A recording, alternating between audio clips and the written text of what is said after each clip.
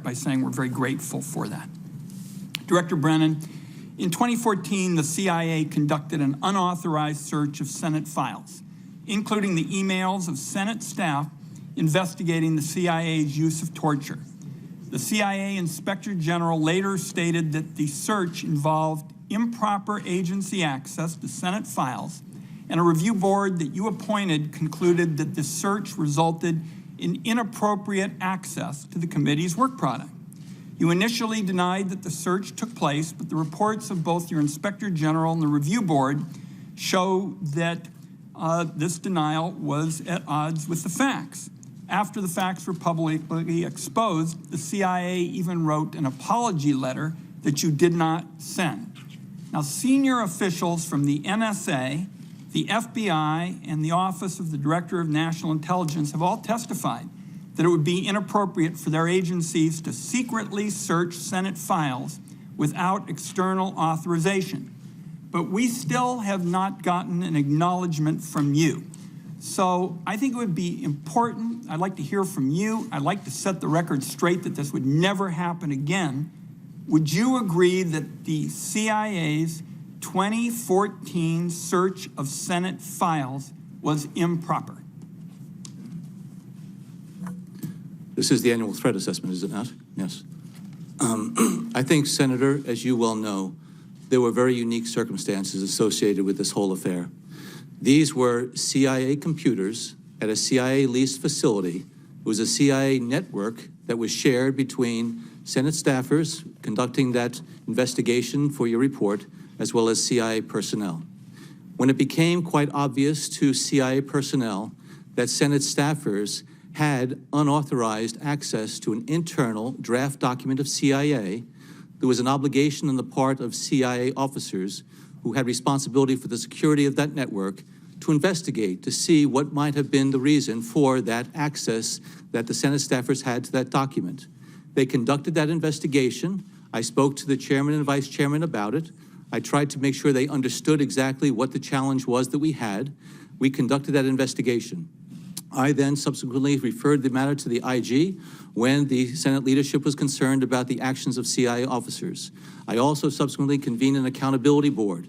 And I think if you were to read those reports, and including the accountability board, you would see that it determined that the actions of the CIA were reasonable, given the very unclear and unwritten or unspecific understanding between the committee and CIA at the time, in terms of Mr. what— Director, my time is short, but that's not what the Inspector General or the review board— I respectfully disagree with you. I'd like to read— Brennan is lying here.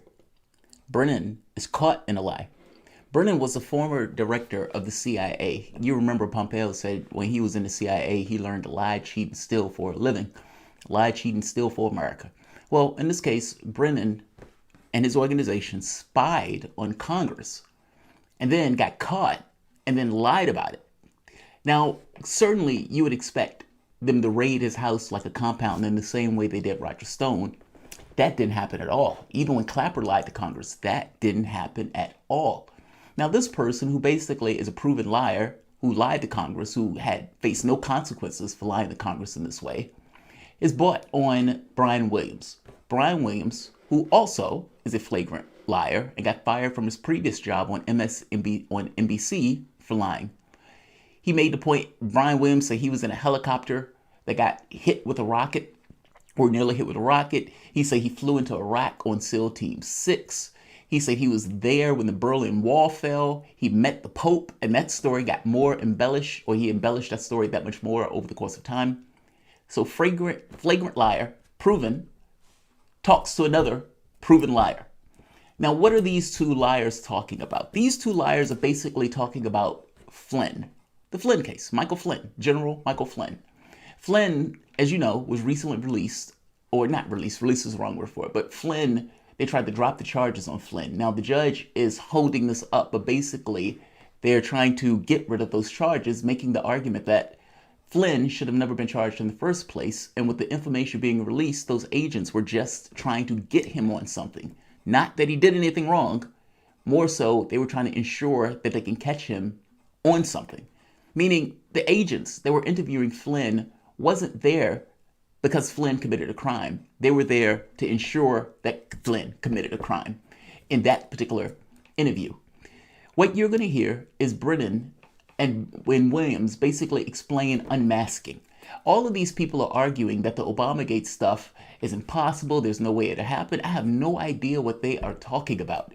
It is reasonable as reasonable can be that a president of the opposition party that believes this other guy coming in is going to be the end of the world would take action in order to inhibit, undermine, or subvert that person. And whether or not Obama was responsible for it or not, it should be investigated. They spent 3 years investigating Trump for pretty much everything. And you're telling me that an administration, an opposing administration that was spying on an incoming administration doesn't deserve a certain level of scrutiny? Nonsense. Flynn is going to try to spin this on this notion of what unmasking is. I want to play this video for you. Understand, John Durham, the one who is looking into this case in regards to the origins of the Russiagate, that has the ability to subpoena and to basically criminally prosecute, Brennan was reported to be one of the subjects of that investigation. So the subject of an investigation of the origins of Russiagate is on MSNBC telling them that Fox News is coming up with a conspiracy theory that the Obama administration, the administration that I was a part of, had something to do with the origins of this Russiagate stuff and making unmasking seem like a dirty word. Unmasking is somewhat of a dirty word. I understand that you're going to say various people, high-ups, have the ability to do this. But these guys are basically using FISA warrants that are basically unaccountable. And when they did a review of those warrants, they found that pretty much every warrant was abused in some way, or wrong, or off, or done improperly in some way. The catch here is we would have never known that if it wasn't for these guys doing this to Trump. My thing is, if they were willing to do this to Trump, or if they were willing to behave like this with Flynn, they would pretty much behave like this with anybody, which is a terrifying prospect. I'm going to let you hear Brennan basically spin the Michael Flynn case, and I want to talk about it after. Welcome to Early Morning Soapbox.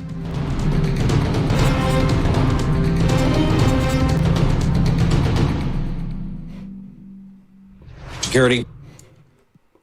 My name is Jamal Thomas. This is the Progressive Soapbox. Guys, if you dig this content, please like, share, subscribe. You guys can always support PayPal or Patreon. So this is John Brennan, top spook, or at the very least he used to be top spook.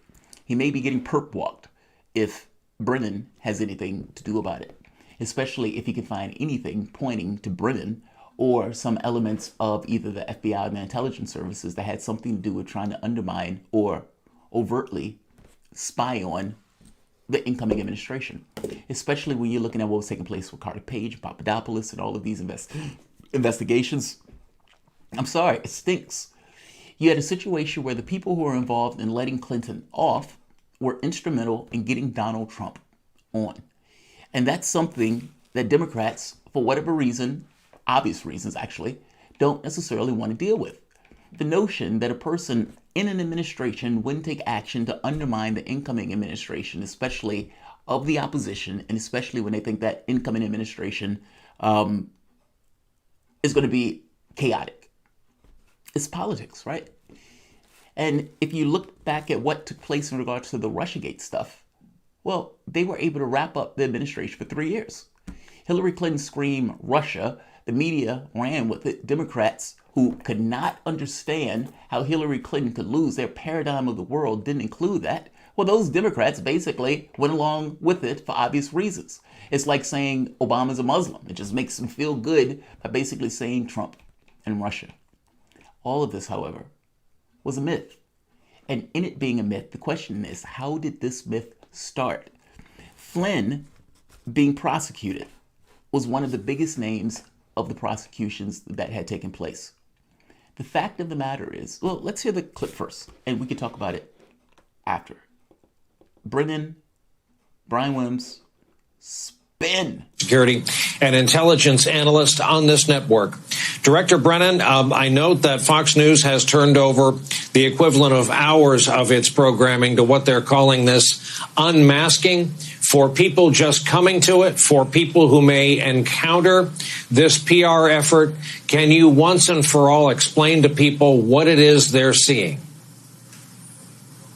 Well, good to see you, Brian. And what they're seeing right now is the politicization of the intelligence community and an effort by the Trump administration, as you said, to divert attention from the Just so we're clear, the intelligence community was politicized when they were going after Flynn, Papadopoulos, when they were going after Roger Stone. They descended upon Roger Stone's house like a compound, as if he had 30 guns and dynamite sitting in his back room somewhere. It was entirely unnecessary. It was entirely punitive. It wasn't necessarily something that needed to be done in that way. Same thing with Flynn. They basically were trying to decide whether they wanted to get the guy fired or whether they wanted to get the guy locked up. They had already read the communications, meaning they already knew what took place with Kislyak. They knew nothing improper took place, and yet they still went into those line of questions in order to try to get him to incriminate himself by getting something wrong. Papadopoulos gets the date a few months off in regards to when he starts with Trump, and that's enough to basically pop him. Carter Page was basically a spook working for the CIA, and the intelligence services lied in order to continuously spy on Page. I mean, one issue after the next, you're trying to tell me that Trump is trying to politicize the intelligence services. It looks like the intelligence services were already politicized. Let him finish. All right. From the ongoing COVID crisis. Sorry about that. Let's get straight what unmasking is. The National Security Agency, which is responsible for collecting intercepted communications and then pushing them out to the intelligence community, the NSL professionals, when they see these intercepts of national security value, they distribute these reports. And if there's a U.S. person's name in it, they will conceal that name for privacy purposes as well as for counterintelligence investigative purposes. So the report will say something like U.S. person number 1, U.S. person number 2, U.S. person number 3.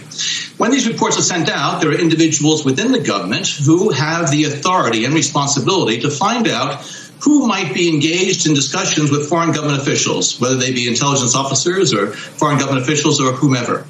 And so there have been thousands upon thousands of cases in this current administration where there have been unmasking of these names, which means that the individuals with the proper clearances can request the identity of the individual who was engaged in some conversation that was collected in this intercept.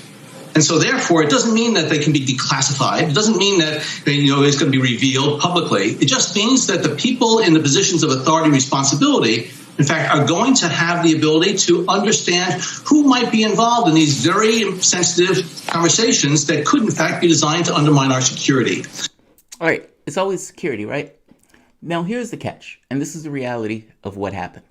This is a lot of spin and doesn't necessarily get to the notion of what did you know and when did you know it, which would have been a more interesting question, like they asked Clapper, and Clapper basically went black. A few points. The agents that were investigating Flynn, that case, basically it was going to be closed. They came back to that case, re-energized that case, brought Flynn in for additional conversations. They started trending into this notion of a conversation with Kislyak, a Russian. Now, basically, nobody cared about the Israel stuff when Flynn was trying to get Russia to basically intervene on behalf of Israel. Nobody cared about that part, which was also intrusion. No, they cared about the conversation with Kislyak, where Flynn basically said, look, don't overreact for the sanctions. We'll deal with those when we get in office. There's nothing improper about that. An incoming administration can have their people talk to people of another government in regards to the transition team. Nothing improper about that at all. When it's supposedly illegal, you heard him say usually person number 1 or person number 2. Well, they do that because it's supposedly illegal to listen in on Americans' conversations in this kind of way. Foreign conversations, fair game. The catch becomes, though, the unmasking. The unmasking is the end around of that process. Because at that point, you could say, who is he talking to? Well, and you could start creating somewhat of a web of communication based on your ability to unmask the people who are involved in that process, meaning in the intelligence when they were looking over the communications. The important thing to understand here, though, nothing improper took place. When the FBI agents started asking him questions about it, they were asking him questions about something that was not improper and that was perfectly legal. And again, you could read their communications themselves about basically trying to entrap Flynn. Whatever you want to think of Flynn, this is not me saying anything about Flynn as a person. This is me saying that they did try to entrap, or they did entrap Flynn. That's exactly what they did. And unfortunately, this is probably something that happens far too often. We just don't know anything about it because that person doesn't have a president as a friend. Also, this notion of privacy purposes. If you notice, with the Flynn thing, they kept leaking the information. So the fact that Flynn had a conversation with Kislyak and that gets leaked. Well, who leaked it? Who had access to that information to be able to unmask it and to be able to read that conversation and be able to give that conversation over to somebody else in the media so that person in the media can basically create an impetus to have this kind of renewed investigation. I hope you understand what I mean by this. All of this is weird. What Brennan is saying here is the way it's ideally supposed to go, but that's not the way it went in the Flynn case. They were leaking like a sieve in order to incentivize an investigation or further investigation into Flynn. On January 5th, they need to explain what took place in that meeting. Joe Biden saying he doesn't know anything about it. Joe Biden was part of the people, was one of those people that was involved in the unmasking. Meaning for him to say, I knew there was an investigation, but I don't know anything about it. Well, that's kind of weird since you went into the unmasking process yourself and that was revealed by the DNI head. This is spin. The politicization of the intelligence services seemed to have taken place in the 2016 election. It deserves an investigation. They should try to figure out how Russiagate started. Whether or not whether or not Durham is going to go all in, he seems to be serious about this investigation. And God knows, I hope he actually does start putting some of these people in prison. This was a soft coup attempt. They literally tried to take down the president. There was nothing to the Trump and Russia nonsense. And yet, if they found anything at all, they would have tried to drag Trump out of that office. They had already decided that they wanted to impeach him on the day that Trump got in that office, and they were looking for any reason to do so. The Trump and Russia stuff was just a way for them to absolve themselves of A, losing, but also absolve themselves of cheating Sanders. Privacy purposes, my ass. Yes, it was unmasked. Yes, they were using that to spy on the Trump campaign. And yeah, at this point, I think it's pretty clear that they were entrapping Flynn. And even more so, it becomes that much more comical for those people who still are buying into the Trump and Russia stuff. Facebook and Twitter ads supposedly toppled American democracy. CrowdStrike argues and basically says in closed hearings, where they wouldn't necessarily reveal for like 2 or 3 years, that they had no evidence that those emails were even exfiltrated, was the word they like to keep using. Adam Schiff even knew it. And that didn't stop Adam Schiff from going on television screaming that there's some link between Trump and Russia. And these guys, Brennan, Clapper, Obama, Biden, all of these people need to be investigated. Because fact is, something very strange happened in our politics going back to 2016. And it wasn't Trump and Russia. It was something that was taking place internally in regards to this country that very possible either consisted of the intelligence services that went rogue or an administration that was basically politicizing those intelligence services with a cabal of people who were on the same page in regards to trying to undermine, subvert, or topple Trump. This is not a rah-rah Trump, but this is somewhat of a rah-rah the rule of law and not to have this type of behavior. By the way, this could be Sanders. This could be anybody that they could have done this with. You could have had Republicans do this. Think for the moment, if roles were reversed, if it was Donald Trump and it comes out that Donald Trump has this kind of intelligence thing where they're going into the administration and they're looking over and they're making these accusations about Trump and Obama and Russia and all this other, people wouldn't stand for that at all. And their first impression would be Donald Trump did it in order to spy on the administration. They would have said the exact same thing about George Bush. But for some reason, they think Obama is above this. I think he's more competent in the way that he may go about it. But above it, I don't buy that in the least. Don't buy it in the least. Like, share, subscribe. Thanks all.